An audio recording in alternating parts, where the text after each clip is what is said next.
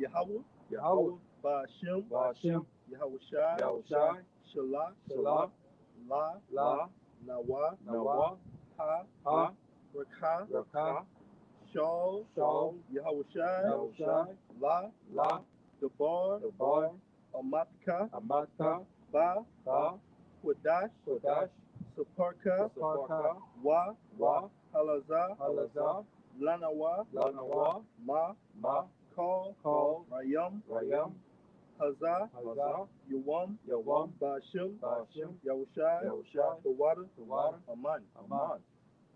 Hey, shalom, shalom. Shalom, shalom. With the Hebrew Israelites of GMS, Louisiana, all right, of the Lafayette camp, coming back once again with another live camp, all right, here in downtown Lafayette. But of course, as always, before we get started, we want to turn and face the east. We want to give our praise and glory to Yahweh, Ba'ashem, Yahushai, Ba'ashem, Kodash. We want to say double honor to our apostles, our elders of Great Millstone and Rulewell, as well as Teachwell over the flock. And also peace and salutations to the hopeful elect of the nation of Israel scattered throughout the four corners of the earth. Shalom. Shalom. All right, and like always, back at it once again in downtown Lafayette with another live camp. All right, preaching the end, the downfall of America, Babylon the Great, okay, as well as the end of the society as a whole. All right, the end of all this wickedness and the end of these heathen nations and their rulership over the planet Earth. Okay, through the spirit and power of Yahweh Shema Shai, we come out and we speak all these things into existence, because as Yahushua said in Matthew 24, that this gospel, roughly paraphrasing, this gospel will be preached in all nations, all right, throughout the four corners of the earth, and then the end shall come.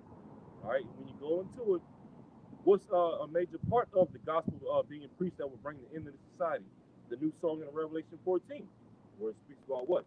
All right, first and foremost, us calling on the names of Yahweh Shema Shai, with us having the name of the Father written in our foreheads, all right, sealed in our foreheads, all right, and preaching throughout the four corners of the earth. What? Fear the Most High, Yahweh, His Son, Yahushai, okay, for the hour of His judgment is getting ready to come. All right, worship Him that created the heavens, the earth, all right, the waters, so on and so forth. All right, and then it goes into what? Babylon the Great is fallen. Don't worship the beast or its image, and most certainly don't take his charagma, or else what? You're going to be destroyed with fire and brimstone in the midst of the holy angels, all right, in Yahushai, as well as the elect. Okay, so we're going to start off in the book of 2nd Ezra, the 13th chapter, where it goes into Yahushai and the angels coming back.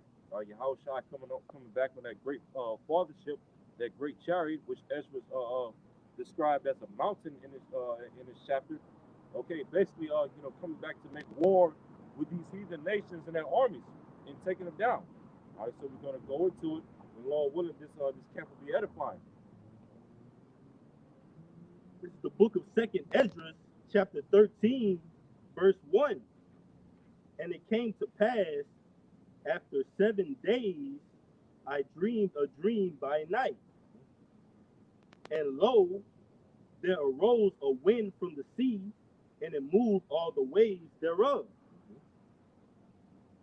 And I beheld, and lo, that man waxed strong with the thousands of heaven.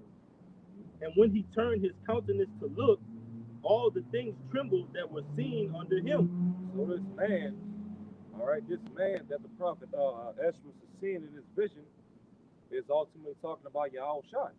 You know, Yahushua coming back with the thousands of heaven, which are the holy angels.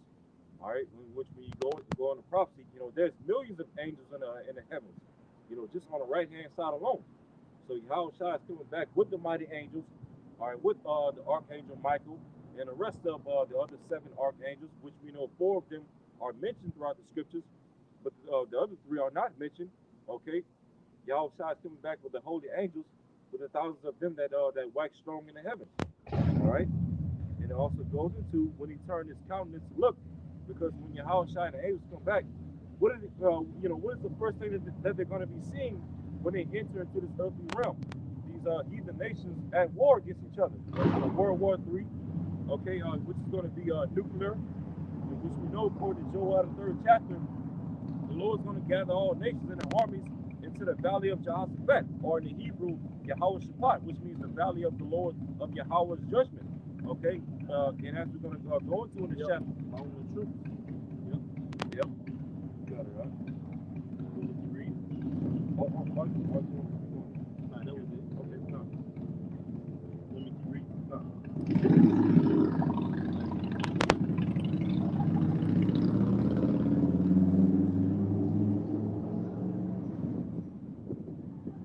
This is the book of Second Esdras, chapter 13, verse 3. And I beheld, and lo, that man waxed strong with the thousands of heaven. Verse 3, and I beheld, and lo, that man waxed strong with the thousands of heaven. And when he turned his countenance to look, all the things trembled that were seen under him. You say, so when those armies see Yahushua and the angels coming back in those chariots, they're gonna tremble, because they're gonna be like, oh shit, what the hell? Where the hell did this come from? Because hey, them angels in Yahushua, they're coming back with the power, all right, that's out of this world, literally, because that power is gonna come from the heavens. Okay, it's gonna be indestructible, incorruptible. All right, they're not gonna be able to shoot down the chariots. Okay, none of those things. They're gonna be in total fear. Okay. I got one precept that You got it. All right, this is Jeremiah 30 and 6. It says, ask ye now and see whether a man does travail with child. Wherefore do I see every man with his hands on his loins, as a woman in travail, and all faces are turned into paleness.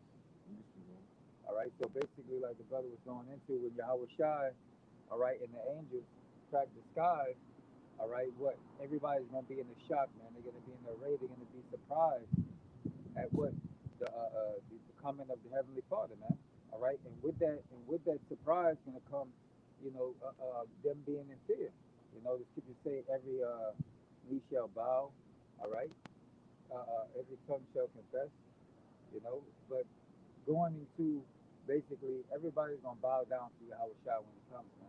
All right, because that angelic and powerful being that he's coming on to present to the earth, man. Because the scriptures say that the Lord is not going to meet thee as a man, so he's coming in that fourth dimensional, body, man. So it's going to be a sight to see that day. All right. This is the book of Second Esdras, chapter 13, verse 4. And whensoever the voice went out of his mouth, all they burned that heard his voice, like as the earth faileth when it feeleth the fire.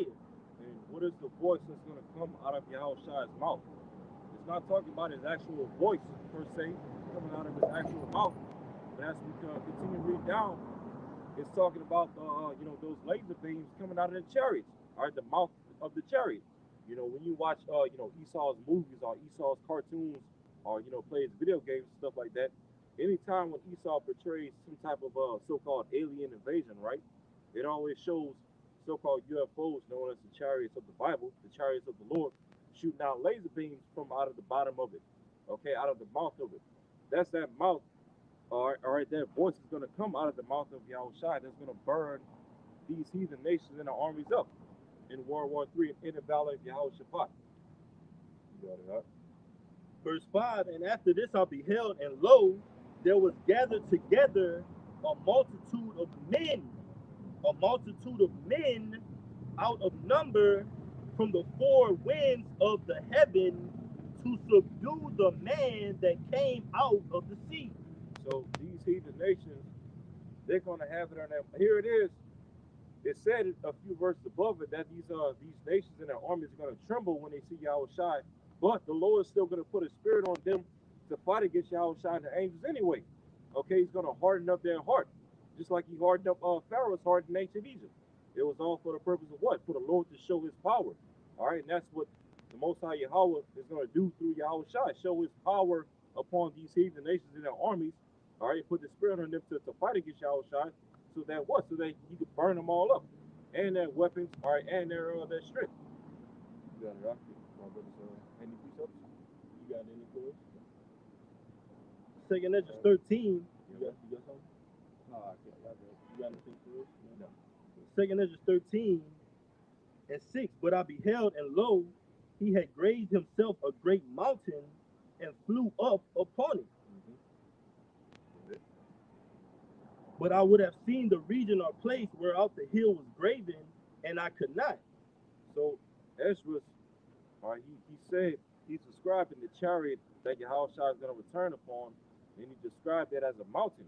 But he said what? That he did flew upon it. Now, of course, we know mountains can't fly. Okay, he's describing a flying object, which is the chariot. All right, and Ezra said he described it as a mountain that it was so big and so vast that he could not see, the basically the ends of it. He couldn't see the back of it, or the full front of it, or the sides of it. Okay, it was so big, it was like like a big fathership.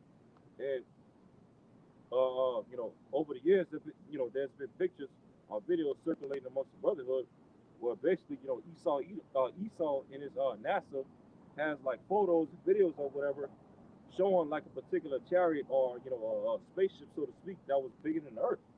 All right, and we know that's ultimately Yahweh Shai coming on at that great fathership, which Ezra described as a mountain.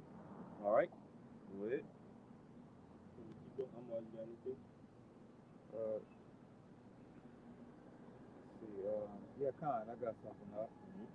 All right, this is Ezekiel chapter 1, verse 4, and it says, and I looked, and behold, a whirlwind came out of the north, a great cloud, and a fire enfolding itself, and the brightness was about it, and out of the midst thereof,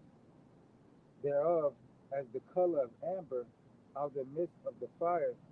All right, that great cloud going into, Yahweh Shai, which you were speaking about, right? It says, verse 5, it says, also out of the midst thereof came the likeness, but the great cloud going into, Yahweh Shai, man. Yahweh Shai coming on that great cloud, which the great cloud is just representative of a chariot, man. All right, a vehicle of the Heavenly Father. But that's the point that I just want to make. All right, because if people think of cloud, they'll think of actual cloud, but the scriptures is speaking, different parables. For the ones that don't know, the clouds are the chariots. Man. All right, you got it out.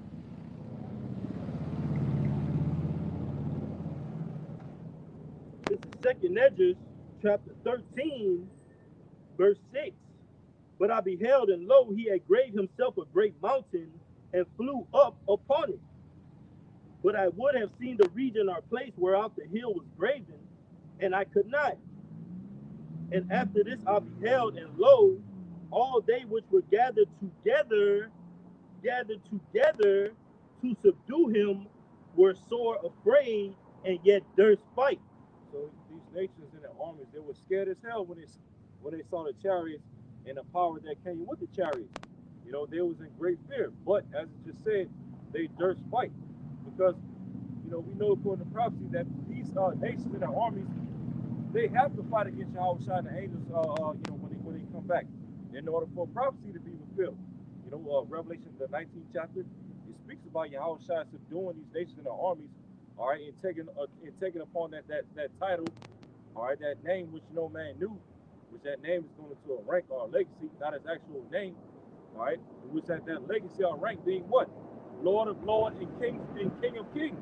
Okay, that's how Yahweh Shai is going to obtain that title, by conquering these nations, all right, but these nations are going to have to fight against them in order for that prophecy, all right, in order for those prophecies to come to pass, and the Lord is going to put the spirit on them to fight, even though they're going to be scared as hell. Yeah, anything I'm doing? All right. The Second Ezra chapter 13. I'm gonna read verse 8 again. And after this I beheld, and lo, all they which were gathered together to subdue him, were sore afraid, and yet durst fight. And lo, as he saw the violence of the multitude that came, he neither lifted up his hand, nor held sword, nor any instrument of war. You read that again. You read it again. It says, verse 9. And lo, as he saw the violence of the multitude that came, he neither lifted up his hand, nor held sword, nor any instrument of war. Right, Salakia. Right. So when Yahweh Shai is going to come down and see the these nations fighting, okay, he's not going to lift up any carnal physical instrument, not any weapon of war. Okay, he's not going to pick up a gun or a Uzi or a minigun or a rocket or a tank or whatever, and and take down these heathen nations. But instead, what he's going to do to subdue those heathen nations? Read the next verse. Go ahead. Verse 10, but only I saw that he sent out of his mouth as it had been a blast of fire, and out of his lips a flaming breath, and out of his tongue he cast out sparks and tempests. Right. So the only weapon that Yahweh Shah is going to use to take down these nations and their armies is that blast of fire coming out of the mouth of the chariot. He's going to destroy them with the pure power of the Lord that was given to him from his father. Okay, which that's a power that none of these nations are. None of these nations are prepared for the type of technology, so to speak, that the Lord is going to come down with. All right, through Yahweh Shai and the angels. Okay, those laser beams or the fire coming down from the chariots. Okay, none of these heathen nations have the technology or the weaponry to, or the armory or the defense system. Okay, to match up against that. That's a power that can't be beat or stopped.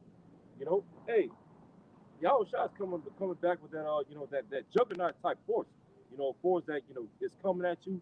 You know it's coming, but that's nothing that you can do to stop it. That's like you all right. Matter of fact, I got one for you. you go ahead, 'cause I'm gonna look up the word. All right, this is Shalom Akiyam, Shalom Zaquan, Yabashim Yom Shabbat. Shalom, Akiyam.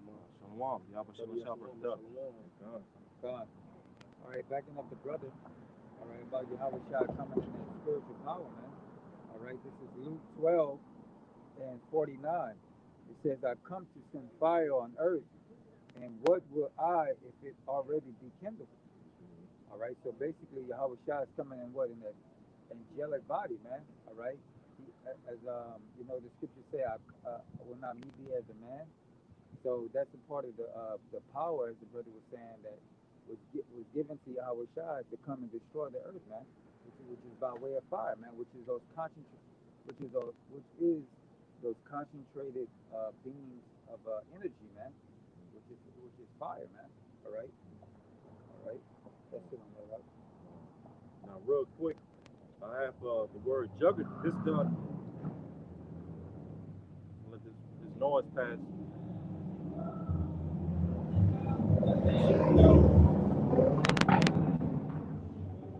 All right. Now, this is the definition of the word juggernaut from Google. It says juggernaut, a huge, powerful, and overwhelming force or institution.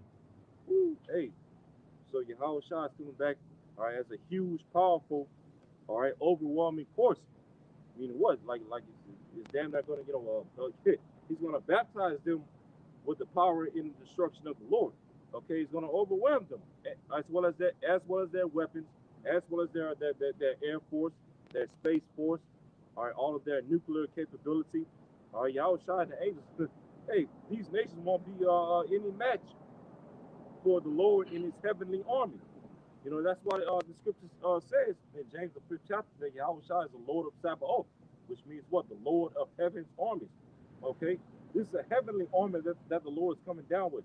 Like the brother Amos brought up a few times in the lesson, the Lord will not meet thee as a man.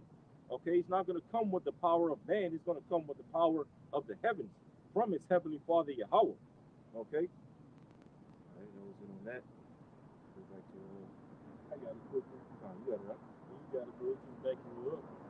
This is the book of 2nd Esdras, chapter 16, and I'm going to start at verse 6. So just backing the brother up, the strength of the Lord coming from the Father, all right, is likened unto these things, all right? It says, may any man drive away an hungry lion in the wood, or may any one quench the fire and stubble when it had begun to burn? May one turn again the arrow that is shot of a strong archer? The mighty Lord sendeth the plagues, and who is he that can drive them away? A fire shall go forth from his wrath, and who is he that may quench it? He shall cast lightnings, and who shall not fear? He shall thunder, and who shall not be afraid? The Lord shall threaten, and who shall not be utterly beaten to powder at his presence? Hey, so all that the brother just read in 2 Ezra 16 showcases the power that the Lord is going to, come with to bring judgment upon this earth. Okay, he's going to send a fire throughout the earth in the form of what? Those ICBM nuclear missiles, all right, hypersonic missiles, which you see certain countries around the world have those type of missiles, all right, hypersonic, which can travel at 5 to 7 times, this 5 to 7 times, right, the speed of sound, like the brother just said, okay, and then not to mention it's going to come with the fire of the chariots. And so, hey, the Lord is threatening Babylon the Great, as well as his beast system as a whole, okay, and he's going to beat this place down to powder. All right, the Lord's going to destroy all the energy of this place, primarily Babylon the Great. He's going to turn it into a nuclear fire. He's going to shower this place with the missiles, all right, that brimstone that the scripture speaks about, okay, and turn this place into a complete desolation. All right. I'll go back to the second episode too, and I got one as well when we stop again. Okay. This is back in 2 Ezra 13, and I'm going to read 10 again. But only I saw that he sent out of his mouth as it had been a blast of fire, and out of his lips a flaming breath, and out of his tongue he cast out sparks and tempests, and they were all mixed together, the blast of fire, the flaming breath, and the great tempest, and fell with violence upon the multitude which was prepared to fight, and burned them up every one, so that upon a sudden of an innumerable multitude nothing was to be perceived, but only dust and smell of smoke, powder, Yeah. dust and smell of smoke. When I saw this, I was afraid. Man, hey, so all those things they mixed up together. All right, the blast of fire, the flaming breath, the great tempest, all that power just mixed up into one concentrated beam of light, like the brother said earlier. Okay, to fall with violence upon these nations and their armies. And as you just said, all right, so that upon a sudden, a sudden meaning what? Quickly.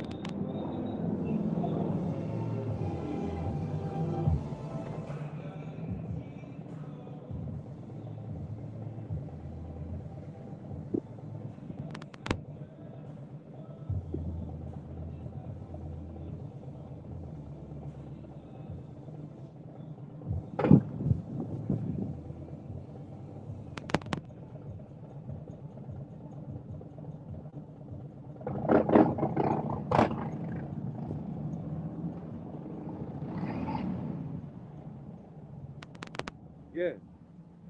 So when Yahushua comes back with the power of those chariots, especially the power of that fathership chariot, okay, and all that power is mixed up together, the blast of fire, the great tempest, all these things, it's going to fall with violence upon these nations and their armies.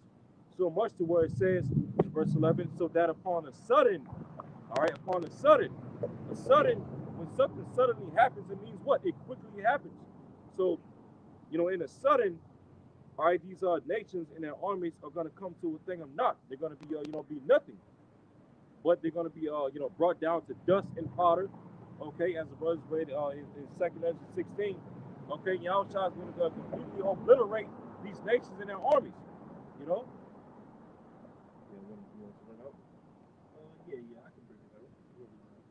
Yeah. All right. Speak on this, man. Okay.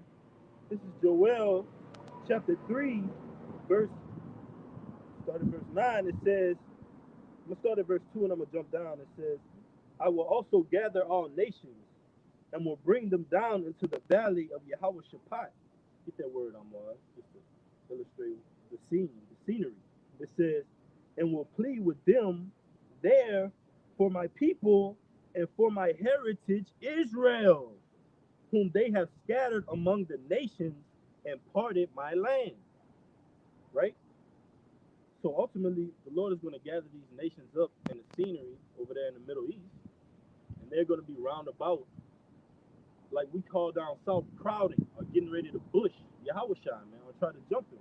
And they're going to be coming with all their might. You're going to see China, Russia, America, Iran, okay, Israel at the height of Turkey, at the height of their nuclear power. I'm talking about giving it all they got, man. And it's still going to be not even nearly a match for Yahweh Shem Shai, man, and the holy angels. All right? It's really going to be a great showing of the Lord and his power and a display of his power in delivering the elect of the nation of Israel. You got it, brother? Yeah. God. You can bring it up for the brother. All right. Okay. Strong's H 3092. Yehoshaphat. Okay. And it says, I know it says, I'm going to say Yahweh has judged. Who has judged? That means what? It's past tense. You got it, bro. It says, let's see. Yeah, that's pretty much it. Yahweh has judged. So that's it. That's the only definition. That's the only definition that's needed. Yeah. Hey, because, basically when you break down the name Jehoshaphat or Yehoshaphat in the Lashon Kodash, Yahweh obviously being the name of the Father, which we believe in that name through faith. All right? So you have Yahweh, and then Shaphat in the Hebrew means, judge or judgment. So, literally backing up the brother's definition. Yahweh Shaphat, Yahweh has judged. Yahweh's judgment. That valley where the Most High Yahweh is going to bring judgment upon these heathen nations and their armies, which is in the Middle East, like the brother just said. Okay, you got it, huh? All right. I'm going to just read it in the NLT. This is Joel 3 and 2 in the NLT. It says, I will gather the armies of the world. Ooh, and in the title of this particular chapter, it says, Judgment against enemy nations. It says, I will gather the armies of the world into the valley of Yahweh Shaphat, where I will judge them for harming my people, my special possession, for scattering my people among the nations, and for dividing of my land. You got it, brother. Hey. So the Lord's gonna bring all that judgment for his people's sake, because of what these nations did to his people. Going back to Psalms 83. What is that chapter all about? These different nations. All right, Esau, Moab, Ammon, Amalek is also included in that chapter. Okay, That's right. Who took a council together. They counseled together to do what? To take away the name of Israel from our people. All right, and ultimately separate us from our power. That's right. Hey, and part that land. Chiefly you, Amalek, man. You have control over parting that land, man. All right. Like they say, the greater Israel, man. We know all about these things. The Most High has uncovered those locks and made you bare, man. And we see who's ruling the planet Earth right now through prophecy, and it's Esau, Edom, man. But it says, I'm gonna jump down. To verse 9. It says, proclaim ye this among the Gentiles. No matter of fact, I'm gonna read verse 4. It says, yea, and what have ye to do with me, O Tyre and Zidon? Look who the Most High is speaking specifically to, man. That's talking about areas of modern day Israel, man. Who controls modern day Israel right now? The Amalekites. So the Most High is speaking in parables to identify you through these areas of land masses that surround Israel, man, Jerusalem. And who's controlling it? We know we not. We here in America, man. We in slavery, catching hell on a daily for the name of Yahweh Shem Shai. These elite daughters. But it says, O Tyrians dine in all the coasts of Palestine, will ye render me a recompense? Question mark. And if ye recompense me swiftly and speedily, will I return your recompense upon your own head? Right, man. So the Most High is going to judge. That's why it's called what? That valley of decision, man, which goes into Armageddon or Mountain of Truth. All right. But it says, because ye have taken my silver and my gold. So the Lord just differentiated right there. He said, okay, well, who's going to get the recompense upon their own head? That's somebody. Now, this is somebody else. It says, because ye have taken my silver and my gold. Now, we got to ask ourselves, who's the Lord's silver and gold? There's somebody's going to get a recompense upon their own head for doing something. All right? There's two classes. You got Israel and you got our person, man, Esau, Edom. But it says, because ye have taken my silver and my gold, right, the Lord's possession, the elect, it says, and have carried into your temples my goodly pleasant things, man. And that's Esau, Edom, man. He defiled that temple, man. And he's trying to ultimately defile our temple, all right? But with that Revelation 13, my other brother, man, you got it, man. You got it, brother. Yeah, the piece of work. You got it. Right. Yeah. Let me go back to second Ezra 13. And jump down to verse 25. The second Ezra 13 and 25. This is the meaning of the vision.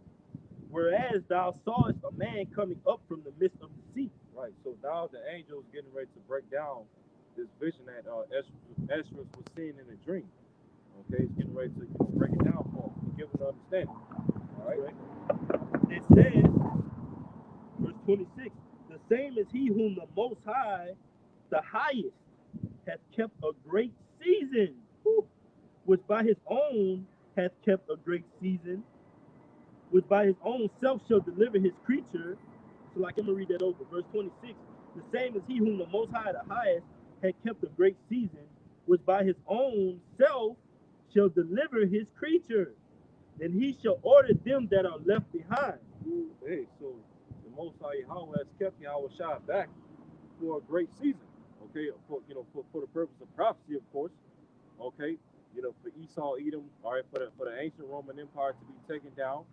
All right, for Esau, Edom to go to dwell in the caves of Europe for a period of 1,000 years, known as the so-called Dark Ages, and then eventually for Esau, Edom to come out of those caves during the so-called Renaissance period. All right, and come back into power, do all types of wickedness and rape, robbery, and murder throughout the four corners of the earth. All right, so and for it to ultimately lead to America coming into power. That great season that that the Most High Yahweh kept Yahweh Shai back. All right, he kept them, held them back for the times that we're in right now, because now the Lord's getting ready to send Yahweh Shai back to this earth to deliver its elect. And as it just said,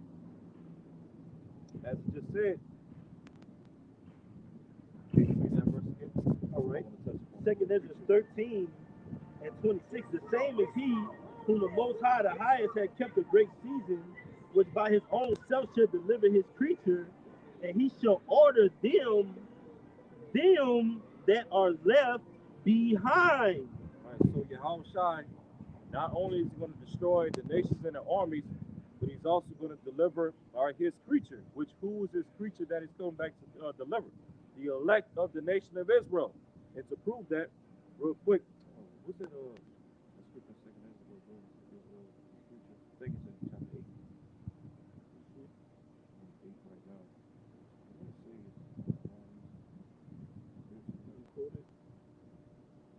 The word creature right here.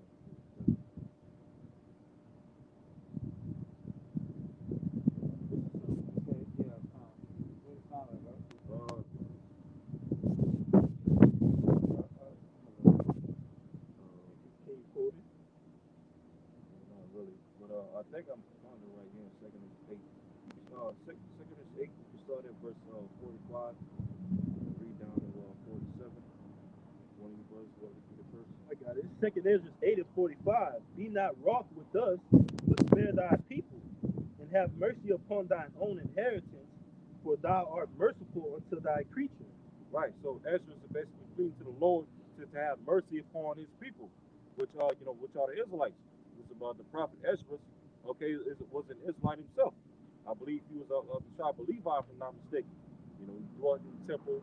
He was among the priesthood. Okay, he was in captivity during the time of the Babylonians. All right, go ahead. And it says, and whereas thou sawest that. Yeah, that was it right there, huh? Verse 45. Much more than creature. Yeah, that's why I just read. Yeah, come. Yeah, Let me yeah, read it again. yeah, come. Second Ezra 8 and 45. Be not wroth with us, but spare thy people, and have mercy upon thine own inheritance, for thou art merciful unto thy creature. Right. So that's the creature of the Lord. The top creature of the Lord, the Israelites. All right. So when we go back to Second Ezra 13 in verse 26. All right, let me read the letter. And it says, which by his own self shall deliver his creature. All right, his creature, which is the elect of the nation of Israel. When you read in Matthew 24, verse 29 on down, when Yahushua and the angels come back, it tells you in that chapter, all right, Yahushua said he's going to send the angels throughout the four winds of the earth to gather the elect. Okay, which who is the elect?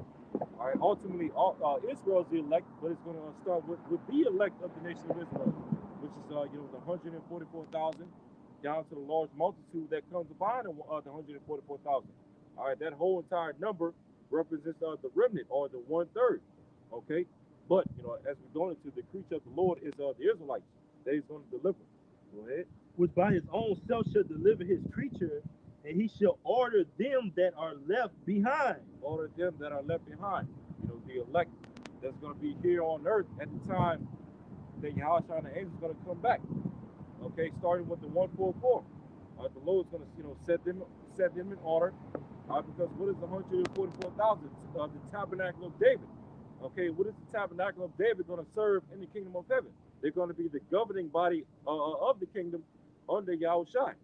Okay, real quick, can one of you brothers get Isaiah 9 and 6? Just to prove that point.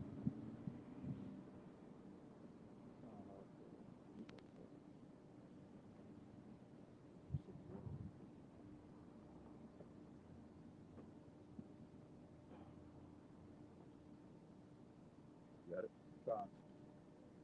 All right, this is Isaiah 9 and 6. And it says, for unto us a child is born, unto us a son is given. And we know this child, this son is talking about Yahushua. Brothers always bring the scripture out. All right, go ahead. And the government shall be upon his shoulder. The government shall be upon his shoulder. Yahushua is going to carry the team. Like when you watch a lot of these, superstars in the NBA or whatever, LeBron James, whatever, when they make it to the playoffs and make it to the finals or whatever, and they have, a suck team, they basically make it to that stage by carrying the team, by putting the team on their back. That's what Yahushua is going to do for his government body, which is the 144,000 tabernacle of David. Go ahead. All right, and it says,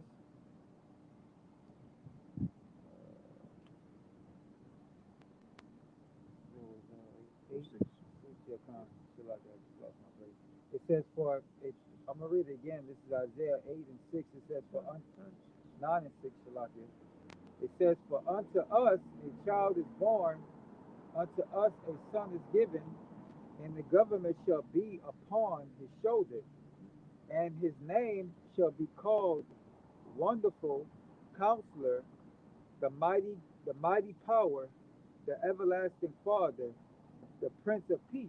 Right, going into multiple titles that Yahushua is going to have once we get into the kingdom. Okay, because all those things that it just said is not saying Yahushua's actual name per se, but it's just going into his legacy, his rank, all right, his memorial, his monument, his glory, his fame, reputation. All right, Shem, which is the word name in the Hebrew, Shem. Okay, Yahushua is going to obtain all these titles. All right, go ahead. It says, verse 8, the Lord sent a word unto seven. Yeah. All right, it says, of the increase of his government and the peace there shall be no end. Unto the throne of upon the throne of David and upon his kingdom, to order it. To what? To order it upon the throne of David and upon his kingdom, to order it, showing you what? That the throne of David is synonymous with the kingdom of heaven. That's going to be the governing body, the government that's going to be upon Yahushua's shoulder. And he's going to order it. All right, order those that are going to be left behind. those that's going to endure to the end to live to see Yahushua when he cracks those clouds with the holy angels. Okay, go ahead. It says, and to establish it with judgment. And to establish it with judgment, that governing body, the throne of David, Yahushua is going to establish it throughout the four corners of the earth to break forth righteous judgment throughout the earth. Righteous judgment via what? The laws, the statutes, and the commandments of the Bible. Okay? These nations, they're not going to be able to, forward their technology and their science no more. They're not going to be able to eat abominable foods. They're not going to be able to be allowed to worship their idols and their heathen gods, their so-called left-hand holidays. No, this earth is going to be ran with, righteousness according to the law, and we're going to rule over these nations with the rod of iron, so that if they go off, then they're going to get beat down. All right, in the kingdom. You want me to continue? Yeah, you can finish it off. It's only a little bit. All right. It says to establish it with judgment and with justice from henceforth, even forever. The zeal of the Lord of hosts will perform this. Right, so that's the zeal as well as the will of the Lord to perform all the things that the brother just read. All right, that governing body being set up in the kingdom under Yahushua. All right, you had something up? Yeah, I got one. This is the book of Isaiah, chapter 63, verse 1. Because as the scriptures identify, Yahushua is that wonderful counselor, that Prince of Peace. All right. Before peace, you have what? You have war, man. All right. So this is going to happen. This is Isaiah 63 and 1. It says, "Who is this that cometh from Edom with dyed garments from Basra? This that is glorious in his apparel, traveling in the greatness of his strength. I that speak in righteousness, mighty to save." You see, so it's still alluding to that Isaiah 9 and 6. It says, "I that speak in righteousness, mighty to save." Prince of Peace, wonderful counselor. All right. So that's talking about Yahushua, point blank, period, man.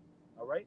But it's going to get down. So I'm going to just read down. Keep reading. It says, "Wherefore art thou red in thine apparel, and thy garments like him that treaded in the winefat?" Question mark. So why are your garments red as if you've been trodden in a winepress? You come from Edom. All right. Your garments are dyed, they're stained up. What's going on here? So it says, "I have trodden the winepress alone." So, okay, well, this man coming from Edom, dyed garments, saying he tried the winepress alone. Well, where was everybody else? Where's everybody else at? What's the stain about? Okay. All right. It says, "I have trodden the winepress alone, and of the people there was none with me. For I will tread them in mine anger and trample them in my fury, and their blood shall be sprinkled upon my garments, and I will stain all my raiment." And that's going to be the end result of these other nations coming up against whom the world ignorantly calls Jesus Christ, man. He's going to have stains all on his garment, man. Meaning what? He came alone. He tried it alone. Meaning what? There was no one to help him. So Yahushua, through Yahweh, gets that ultimate victory, man. He's worthy of it, man.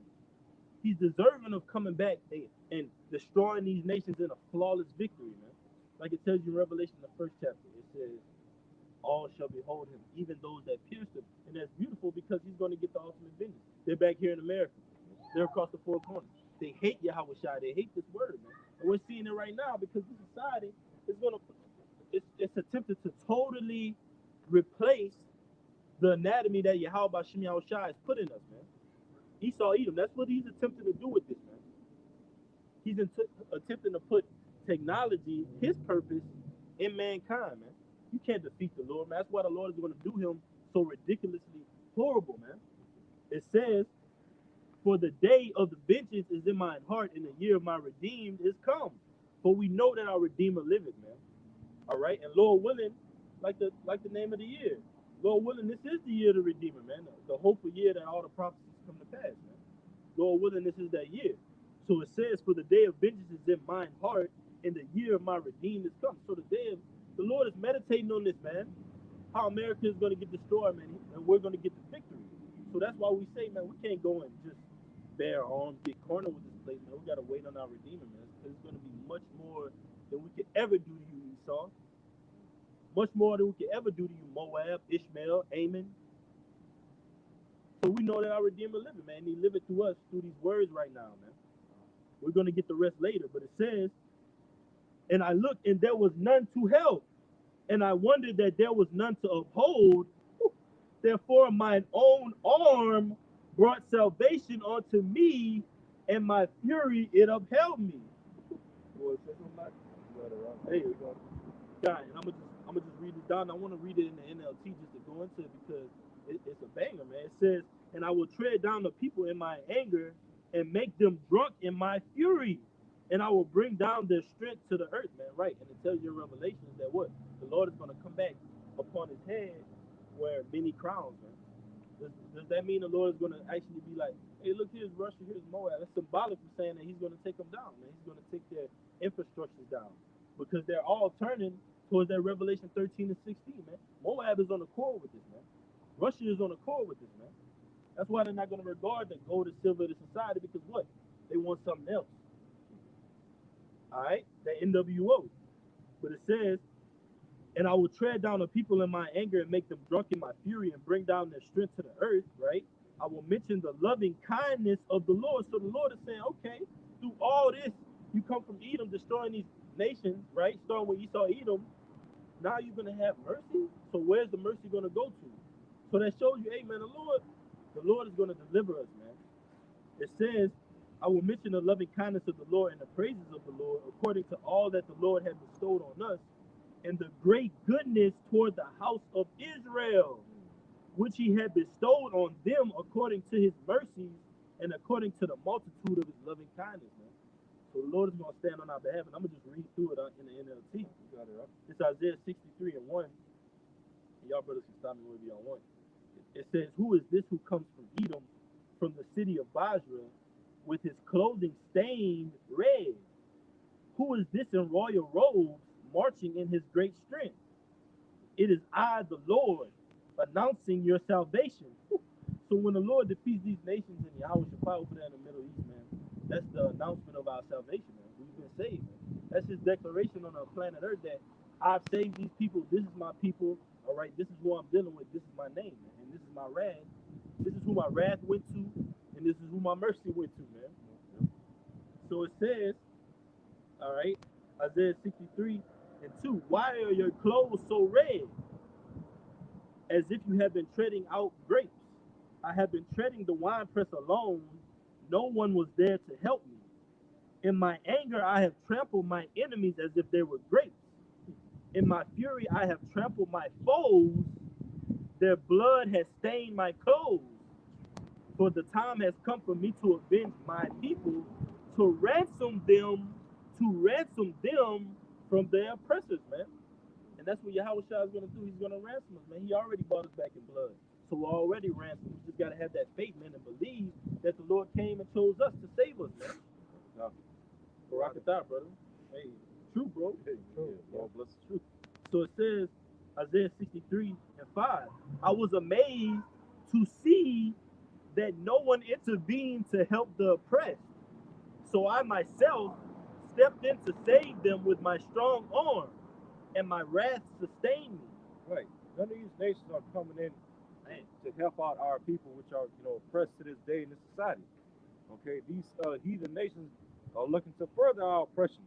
Okay, we know the ultimate goal of, to further our oppression is, once again,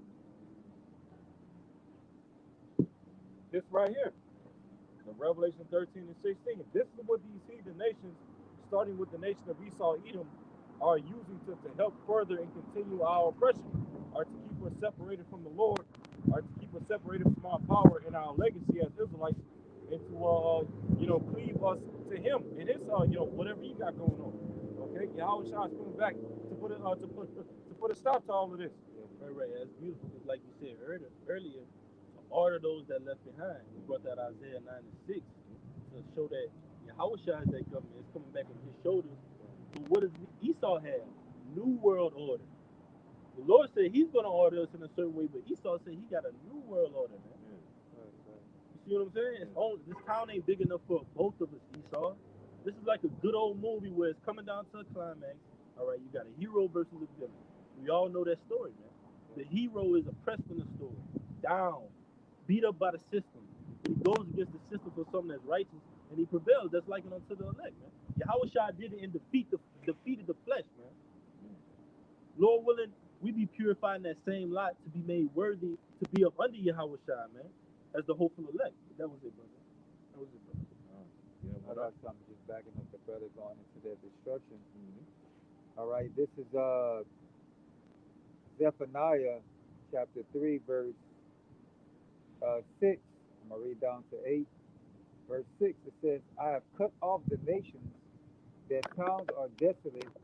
I made their streets waste, that none passeth by. Hey, but the Lord don't speak upon these nations talking about, man, I'm going to bring in the nations and be amongst it. No, the Lord specifically tells you time after time, I'm going to cut off the nations.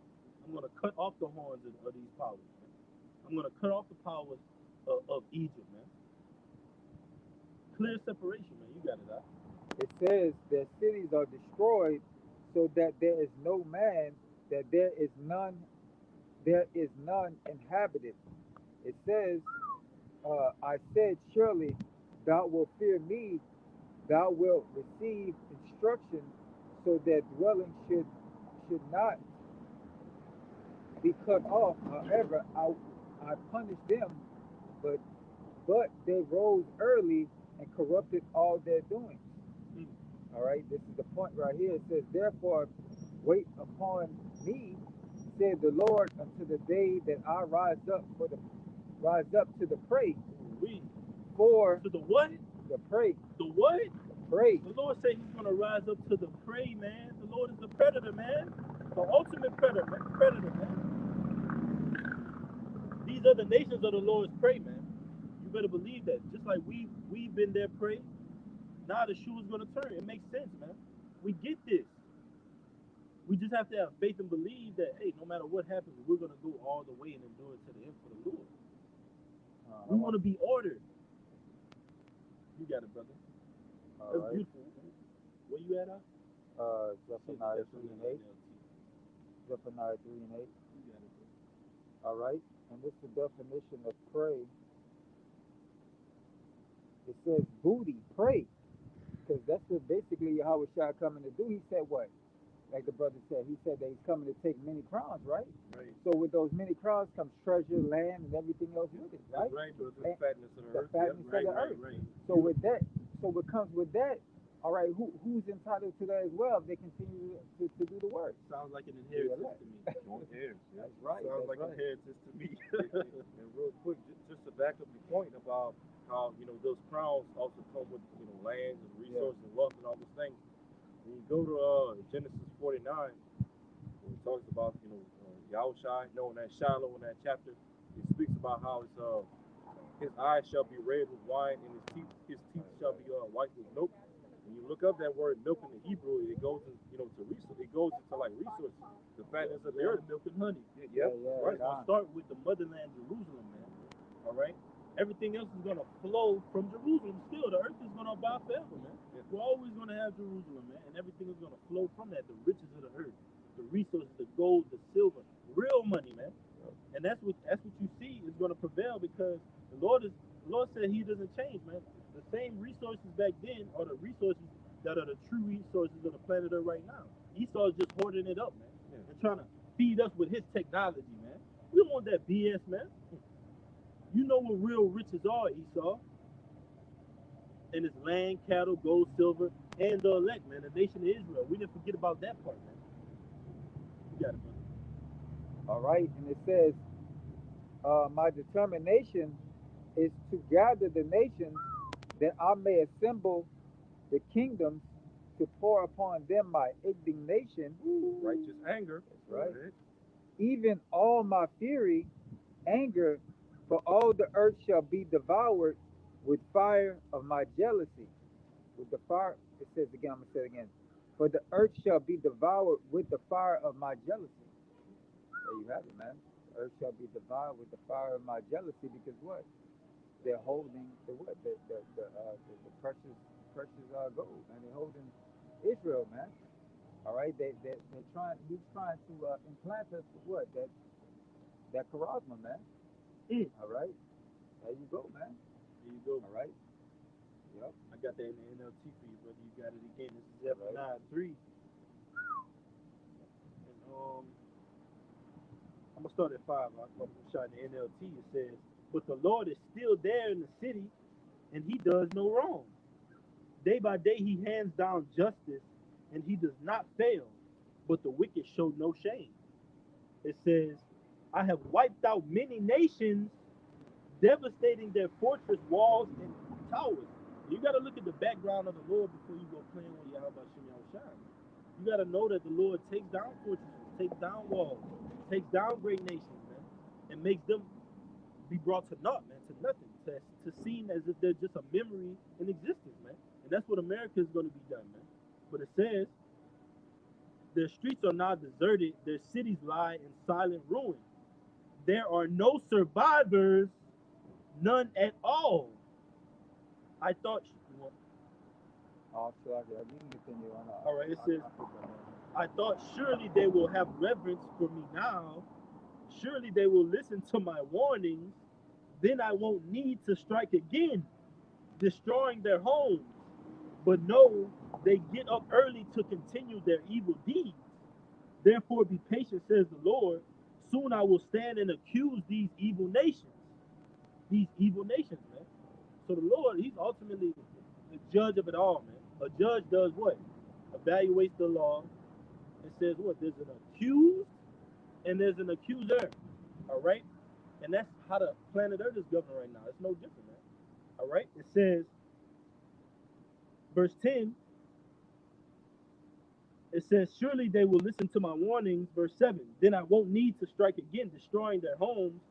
But no, they get up early to continue their evil deeds." And that's like it on the Esau Edom, man. The scriptures tell you what, he groped in the noonday. All right, he hided himself. But also, that's like it on to our people, 2/3 of Israel, man.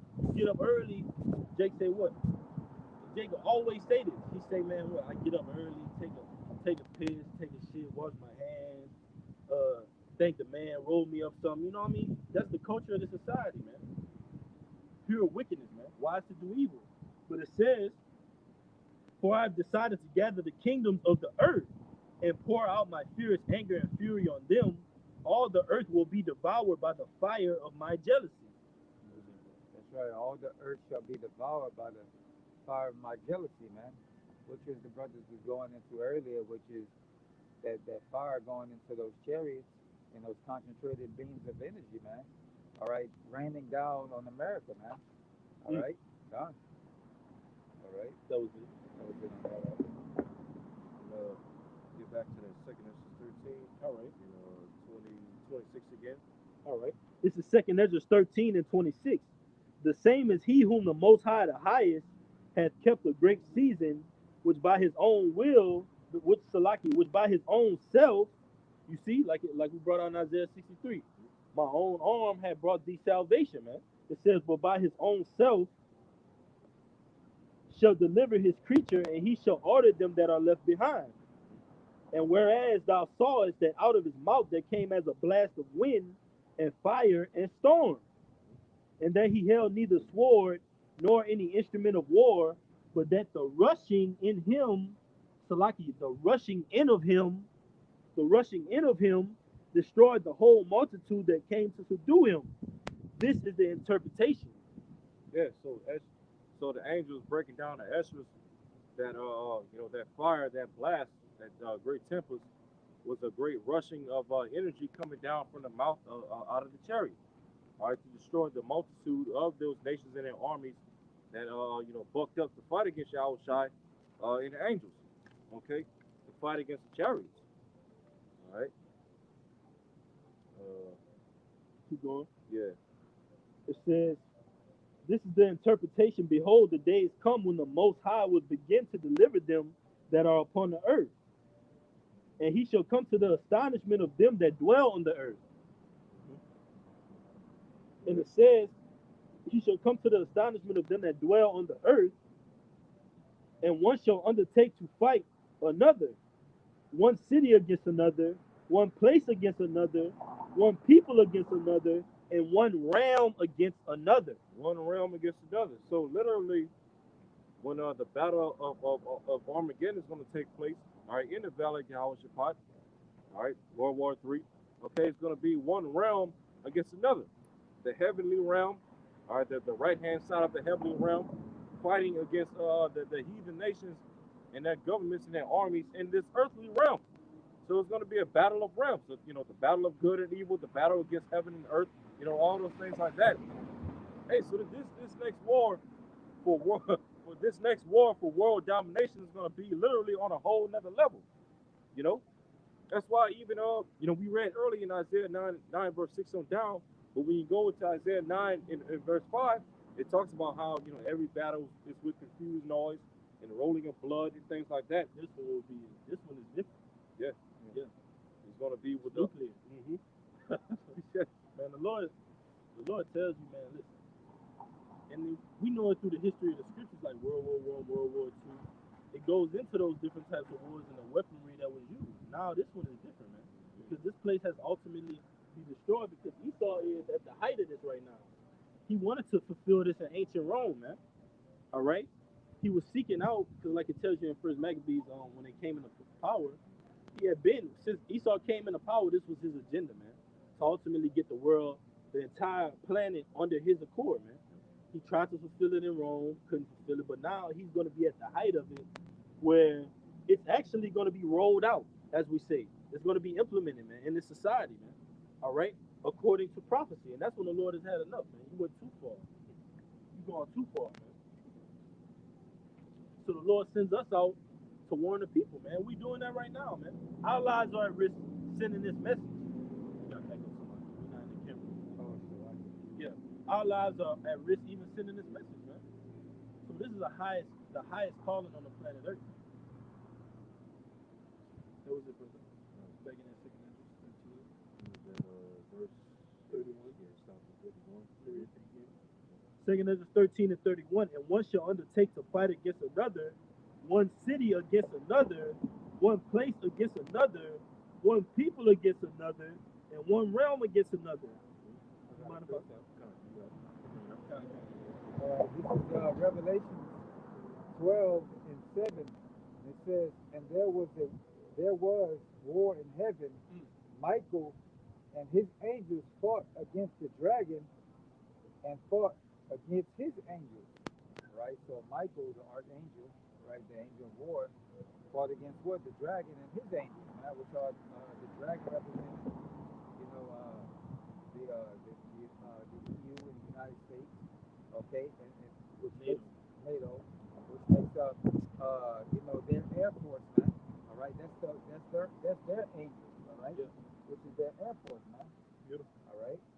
Hey, and if I could say, as why it says one people against another, because you're gonna have race wars, you're gonna have class wars, black versus white. You're gonna have this police precinct versus this police, city versus the sheriff, sheriffs versus state.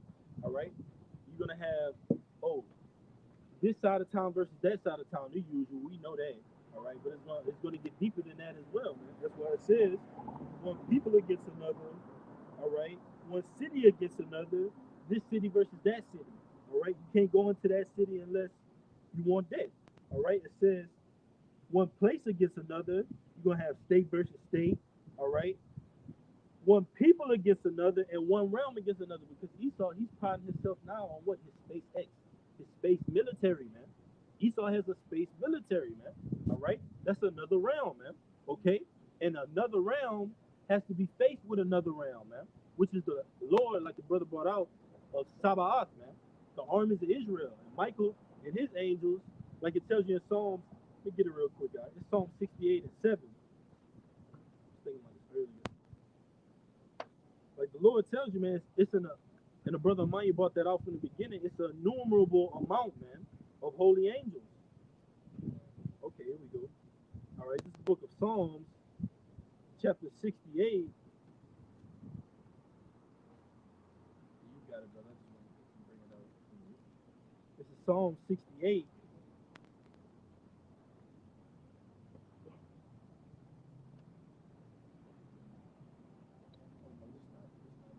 me get it real quick. How's it worded?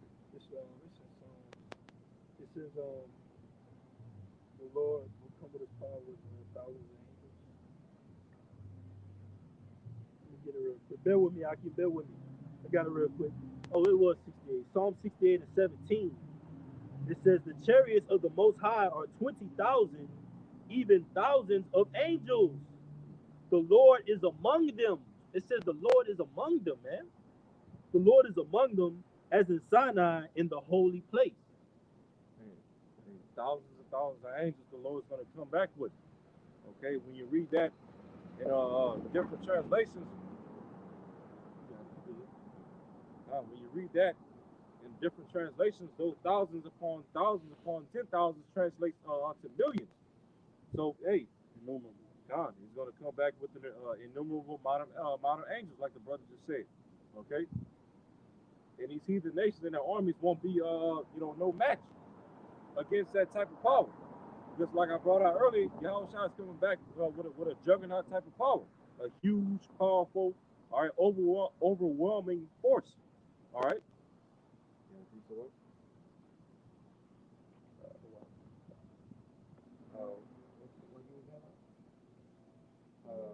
I just read Psalm 68 and 17. Back in 2 13, verse 32. All right, 2 Ezra 13 and 32. And the time shall be when these things shall come to pass, and the signs shall happen, which I showed thee before, and then shall my son be declared, whom thou sawest as a man ascending. And you notice, man. yeah, God. Yeah, and you notice this word son right here in verse 32 is spelled with a capital S. Showing you what? It's not just talking about any old regular son. No, this is talking about the Son of God himself. All right, Yahushua, who sits directly on the right hand of the Heavenly Father. All right, waiting for the Lord to give him the signal, all right, to come back and crack those clouds to deliver his elect, as well as destroy these heathen nations. Okay? Man. Can I bring this out? It's back in Joel 3 and 9. Proclaim ye, you got it. Proclaim ye this among the Gentiles. Prepare war, wake up the mighty men. Let all the men of war draw near, let them come up. Beat your plowshares into swords, and your pruning hooks into spears. Let the weak say, I am strong. Hey, these smaller, weaker countries throughout the world, all right, North Korea, Pakistan, India, all right, what's some more? You know, all these, Libya, Iran, okay, Turkey, South Africa. Yep, South Africa, Syria, another one. You know, all these. So I can, man.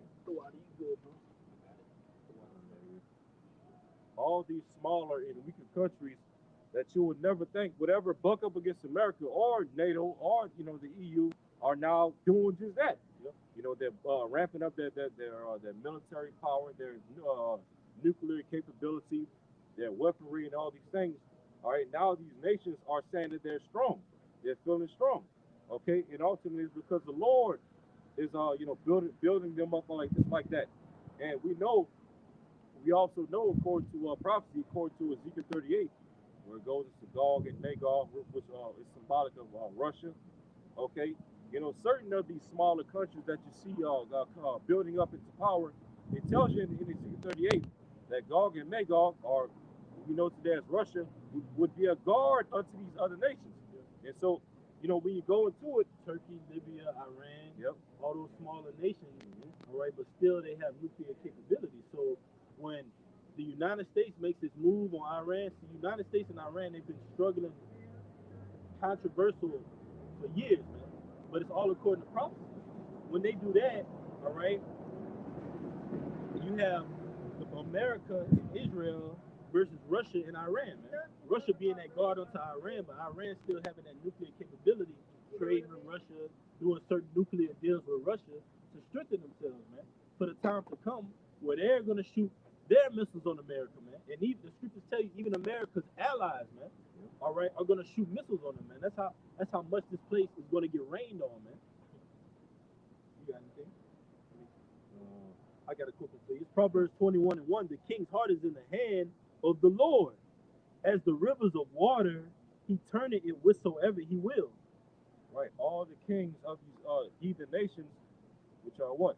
Their presidents, their prime ministers, their the leaders of these different nations, their hearts, meaning their minds, all right, their minds and their intents are all in the hands of the Lord. including the hearts of the leaders of these countries within NATO, as well as the EU. Because like the brother I had made reference to, when you read in Revelation the 17th chapter, it tells you what? That the beast, all right, the beast, NATO, all right, the European countries within NATO, as well as the EU, are going to do what? They're going to hate the whore. What is that whore that it speaks of in Revelation 17? That sitteth upon the beast. That's America. Yeah. Okay? The so-called virgin daughter of Babylon, pursuant to Isaiah 47. But it's really a whore, because this place is laid in bed, so to speak, with all these different nations are consuming their goods, taking in all these different imports. All right, these nations have gotten rich off of America. But hey, the Lord's getting ready to put a stop to all of that in this next world war. Yeah, I got one. Yeah. This is Jeremiah chapter 51 and 1. It says, "Thus saith the Lord, behold, I will rise up against Babylon and against them that dwell in the midst of them that rise up against me, a destroying wind, and will send unto Babylon fanners that shall fan her." All right, and those fanners are speaking about the angels of the Lord. All right, the angels working on the minds of these different kings of the earth to get ready for that war.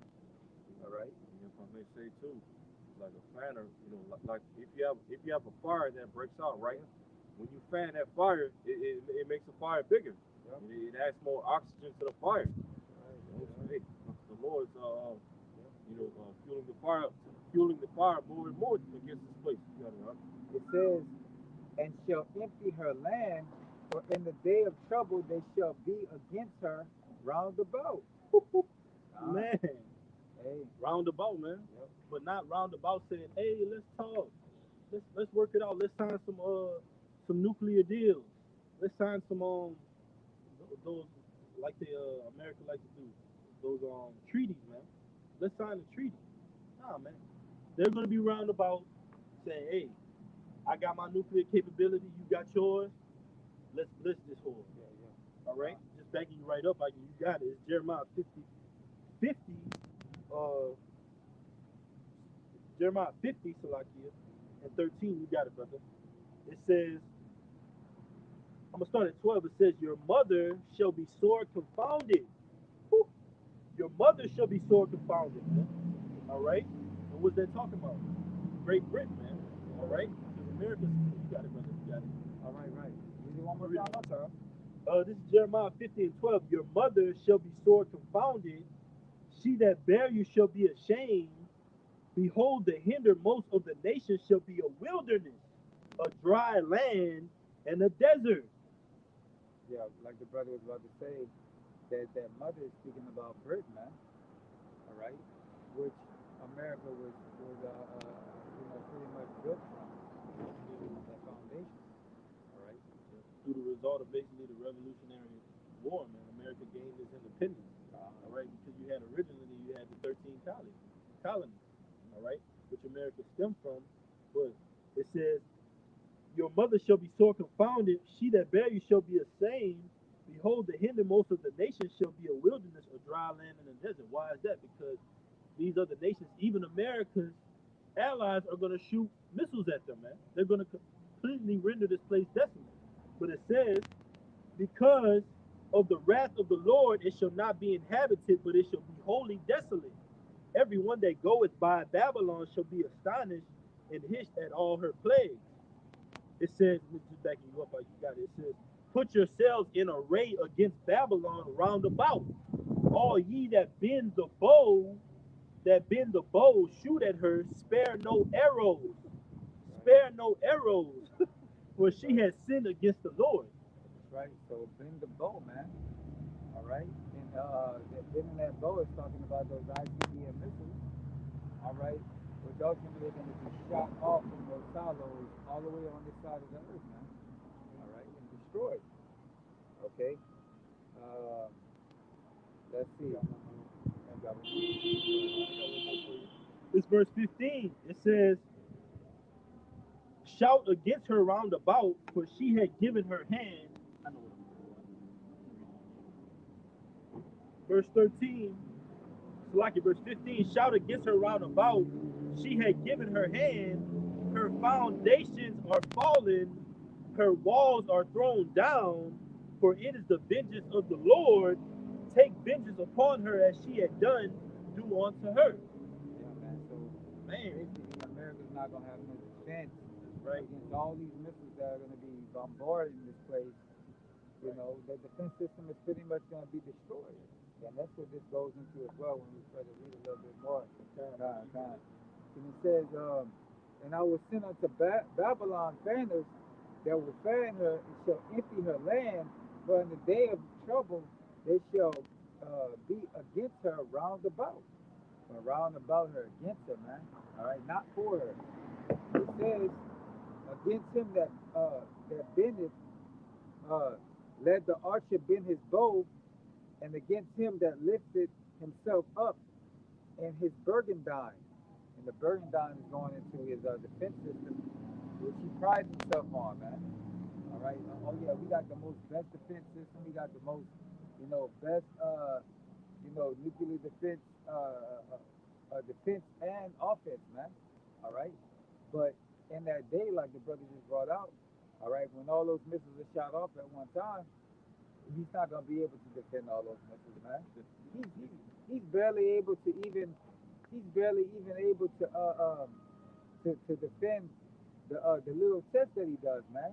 All right, because I remember reading an article where America was doing pretty much a drill in case of attack, and basically the missile failed, man, to be able to defend, whatever particular target that they were looking for. Yeah. All right. So it says back in 51, verse. Let's see. I'm gonna jump down to verse 7. It says, Babylon have been a golden cup in the Lord's hand that made all the earth drunken. The nations have drunken of her wine, therefore the nations are mad. right, So the nations is drunken of the wine of Babylon, man. They want to. Their women want to be like the women of Babylon. They want to be like the men of Babylon. All right. The you know what it is, man.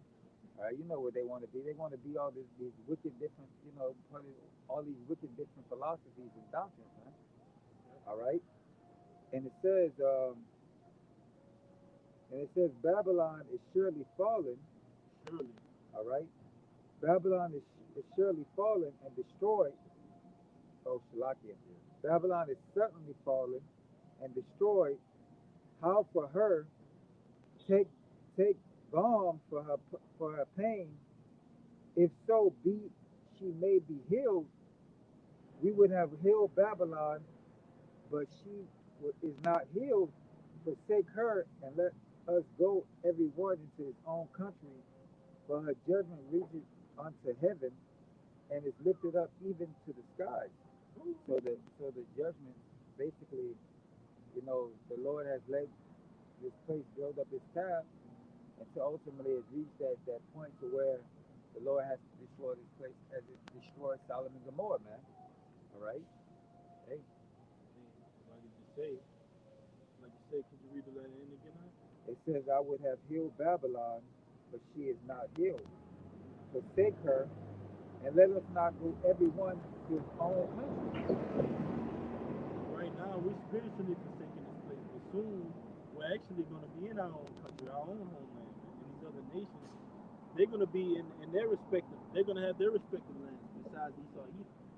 These other nations are going to have their respective lands. They're going to pay their dues to us, all right, and be our servants and slaves in their order, but not Esau Edom, no, man. So we're coming to that time. We're going back home, man.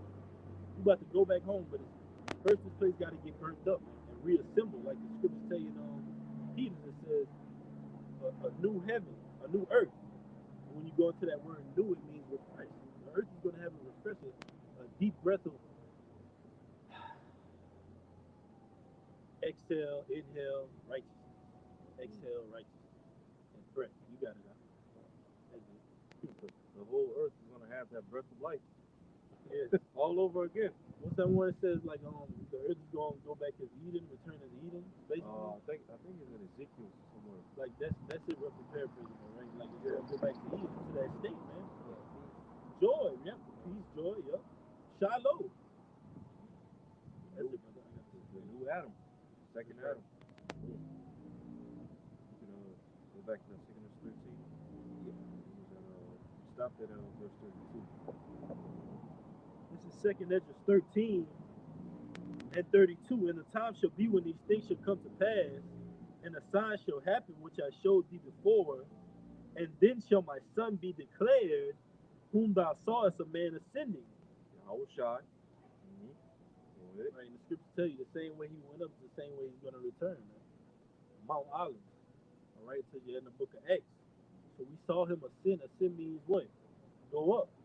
And we're going to see him come down and try that wine press alone, man, and deliver like this second Ezra 13 is going into. It says, verse 33, and when all the people hear his voice, every man shall in their own land leave the battle they have one against another. Right, so they're gonna, you see the nations in the valley of Yehoshaphat.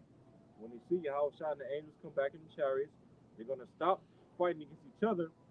All right, to brace themselves against the Lord and the chariots and the angels. Go ahead. And an innumerable multitude shall be gathered together, as thou sawest them, willing to come and to overcome him by fighting. So they're gonna try to overcome Yahushua and the angels. They're gonna try to subdue him. Okay, they're gonna try to get the victory over him and try to upset prophecy. To fulfill their wicked left-hand agendas. All right, which they're raging in, like it tells you in Psalms the 2nd chapter. Why do the heathen rage and imagine a vain thing? All right, because ultimately these heathens, they want to do what Nimrod and past tyrants have failed to do throughout history, which was to create a one world, all right, order, and to ultimately rebel and fight against the Most High and to conquer him. That's the level of insanity that these heathen are in, led by Esau Edom, the man of sin himself. You got it right. That's the level of insanity that they reach, that they seek to achieve, man. Because to have the entire world on that MOTB system, that's insanity, man. Why would we want to have your DNA inside of us, Esau? Shalom, coming boy, y'all, but come. Why would we want to have our DNA, your DNA, Esau, inside of us? That's only given to the power of Yahweh Shem Yahushua, man. And Yahushua is going to come and defend us, man. Point blank, period. All right? We're going to say that to the end, man. Lord, will we endure to the end? But it says, 2nd Ezra 13 and verse 34, and an innumerable multitude shall be gathered together, as thou sawest them, willing to come and to overcome him by fighting. We know the Lord is going to put the spirit on them to do that, man. They're going to be scared, but there's fight, like scripture said. So why would you be scared but still fight? I mean, you got a spirit on you, man. The Lord is upon you, man. You got it, brother. If I could say this, I forgot who it was. I think it was George Bush Sr. He was doing an interview, and he basically said, he was like, he said, what if he was faced with an opposing threat from outer space, and he was like, wouldn't we put our differences aside and fight their force? Yeah, I know what you're talking about. Yeah. I think it might have been. I know the quote you're talking about, though, but I forget which president. It was before Bush Senior. It was I want to say it was maybe like FDR or something, or Maybe Reagan. But that's a good example, yeah, because either way. it's saying they're going to put their differences aside and fight Yahushua. They're going to put their differences aside and fight Yahushua, which is going to be no fight at all, like you. All right? It's going to be no. The Lord is just coming back to display his glory and power, man. But as far as the Lord saying, you know what? I'm going to go with China toe to toe, my best nuclear capability versus their best nuclear capability. Nah, man. It's not going to be in there then. The Lord's not going to lift up any sword, any instrument of war. The Lord said, let me get it real quick. Let me bring this out real quick. This is Isaiah 54 and 16, it says, behold, I have created the smith that bloweth the coals in the fire, and that bringeth forth an instrument for his work. I have created the waster to destroy. And who's that talking about? Robert Oppenheimer, man. Robert Esau. Because what? Those physics came up with the what? Nuclear capability. Even a quote by Robert Oppenheimer is what? I have become to destroy your world. That's why it says what? I have created the smith that blow the coast. So the Most High is being sarcastic to you. He's all saying, look, you corner yourself with being the father of nuclear capabilities, but I created you, man. It says, and that bringing forth an instrument for his work, I have created the waster to destroy, man. Robert J. Oppenheimer, man. The Most High put the spirit on you to create that technology, which is being used in the planet Earth to destroy this place, man. Yeah. You got it, brother. How was it? Still the second answer. It's back in Second Esdras, chapter 13, verse 35. But he shall stand upon the top of the Mount Zion. Talk about Yahushua. Yahushua is going to stand upon the top of Mount Zion, which, when you go to Revelation 14, what does Mount Zion represent? The 144,000. You should have the name of the Father written there for it. It tells you what? It goes into the Lamb, which stood on Mount Zion. Okay, Yahushua is going to be that Lamb that's going to stand upon the top, upon the top of Mount Zion, the 144,000. That's right. It says, and Zion shall come and shall be showed to all men, being prepared and builded, like as thou sawest the hill graven without hands. Woo! Hey, man, And that's come on now. You got it right. You got it, bro. You You got it, bro. Man, get it out real quick. The chief cornerstone, man. I'm talking about Yahushua. They got it in Daniel, the second chapter, and it tells you, in the New Testament, it says that cut out without hands, man. I'm gonna get it for you because this is back in your. I'm gonna get it for you. You got it, man. I get that, man. I got you, bro. All right. This is Daniel, chapter 2, verse 44. And in the days of these kings shall the power of heaven set up a kingdom which shall never be destroyed, and the kingdom shall not be left to other people, but it shall break in pieces and consume all these kingdoms, and it shall stand forever. So the eighth, when the days of these the rulerships of these heathen nations, the Lord says he's going to set up a kingdom. All right, and Lord willing, we'll be elect. That's talking about us. The Lord is building us up right now in the midst of these heathen nations and their rulership. Raising brothers up, to learn the scriptures, learn the word, to go out and preach the gospel. You got it, right? Or if I could say, before you bring that out, and that's answering that question, are we going to reign with Yahushua, man? Because that first 1,000-year period is going to be a cleaning process. After that, man, all right, Esau is going to go into extermination, and we're going to reign forever. The scriptures say the saints shall take the kingdom, man, all right, and reign forever. And then it's not going to be left to other people because nobody else is going to be in rulership except us, man. Just imagine that out here.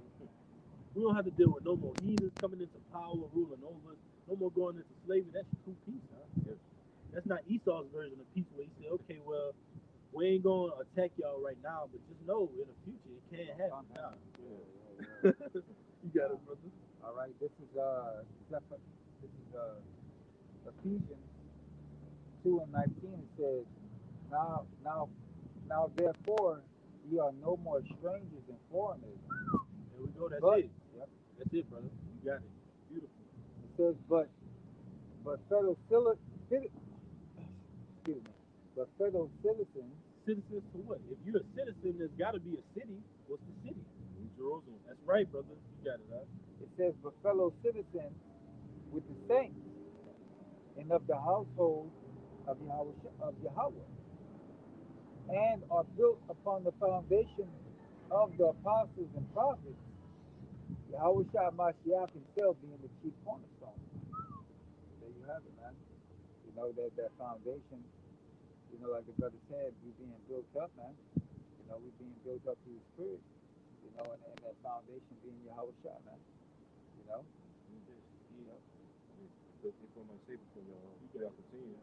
Because we all, the three of us, we enter into labors of our elders over our specific camps, who then enter into the labors of their elders, the brothers that's over them, who entered into their the labors of their elders, all right, who entered into the labors of the apostles of Great Millstone.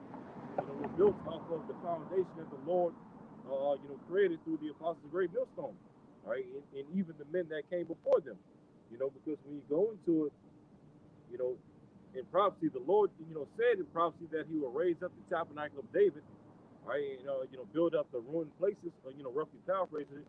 And when did that begin to happen? When Yahushua came on the scene 2,000 years ago and raised up the disciples, starting with the apostle Peter, getting into the end, right? Which by default, if you can receive it in the spirit, the apostle Peter was King David. That was the beginning of the tabernacle of David being raised up. If you can receive that through the spirit. Moses. Yep. But it says, Daniel 2:45. For as much as thou sawest that the stone was cut out of the mountain without hands, and that it break in pieces the iron, the brass, the clay, the silver, and the gold. The great power had made known, right, all the other kingdoms before, man. All right? America, the Roman Empire, the Greek Empire, the Medo-Persian Empire, the Babylonian Empire, man. All right? Yahweh Ba'ashem Yahushai, through Yahushai, King David, the rest of the 12, the 144,000 men, women, and children, all right? Breaking pieces all these other kingdoms, man, because that is New Jerusalem, man. That is the kingdom that, Lord willing, we're able to serve as citizens in, man. And when you're a citizen, you get the benefits of the city, man. Right? You get to walk the streets paved with gold, all right? You know what I mean? You get to you get to embark on the journeys of that city, man. We want inheritance. You got it, brother. We want that inheritance, man. Yeah, you get the benefits, just like Esau on this side. Well, he gets the benefits because this is his kingdom. Yes, all the benefits. He's milking this earth, literally, like the brother brought out, milking this place, man. But we're gonna milk this place righteously, man. The earth is gonna be able to breathe. Like Esau said, it's gonna be the great reset. It's really gonna be a great spiritual reset, man. New Jerusalem, like Amaya said.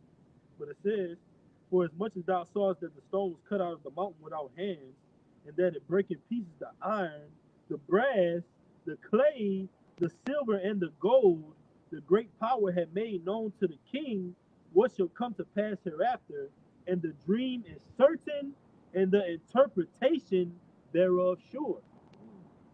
So just as the Lord wanted Daniel to break all these things down to Nebuchadnezzar, but now we, as as we're coming in the same lot of the prophets, we coming in breaking all these things down to the modern day king of Babylon, which is Esau Edom.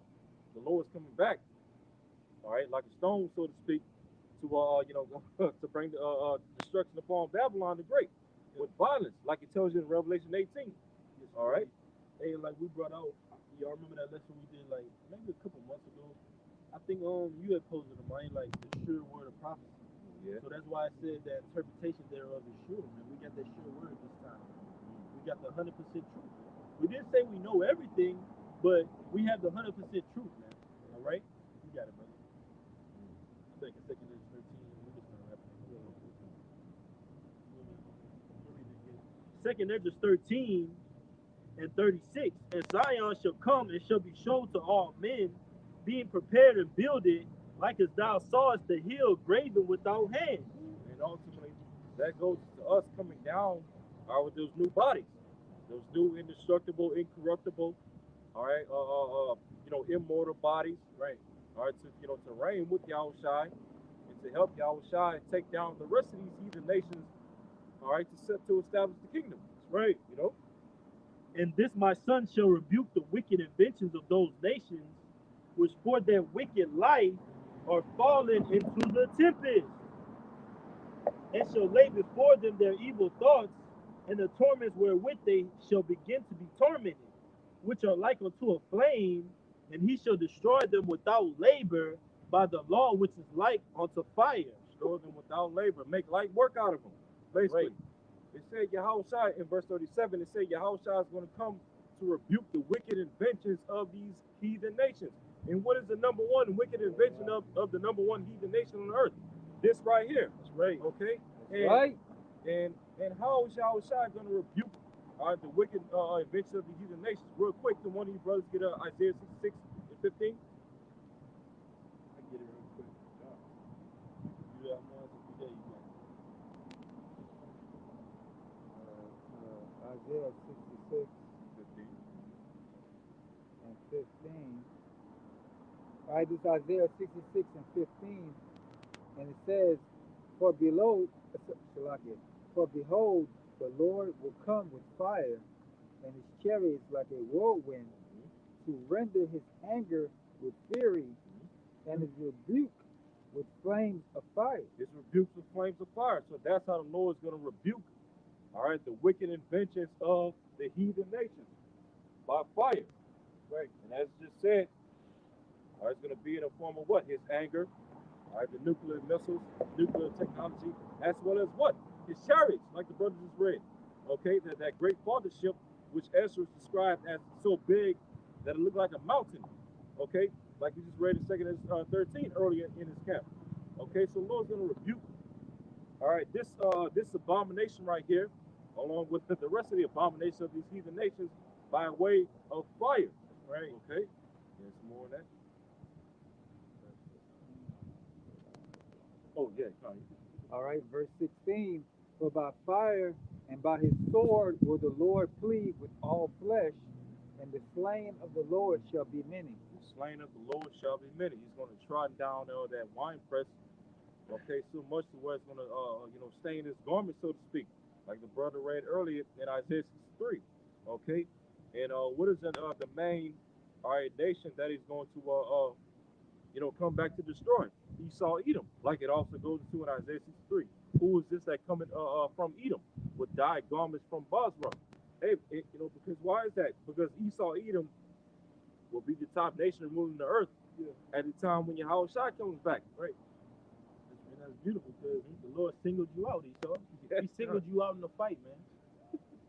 and ultimately, your techniques, Esau, the angels are really up in the heavens just really laughing, man. He that sit up in the heavens. That's right, bro. They're really laughing and saying, man, look at these nuclear missiles. Just fly like, what is that, man? And that's the power we trust in, man. All right? We don't trust in what we can see in the society, man. Our power is greater than that, man. That's the faith of our ancient forefathers that, Lord willing, that's us coming back, man. With that same faith to believe that this place is going to be destroyed once and for all, man. That boss at the end of the video game is finally defeated, man.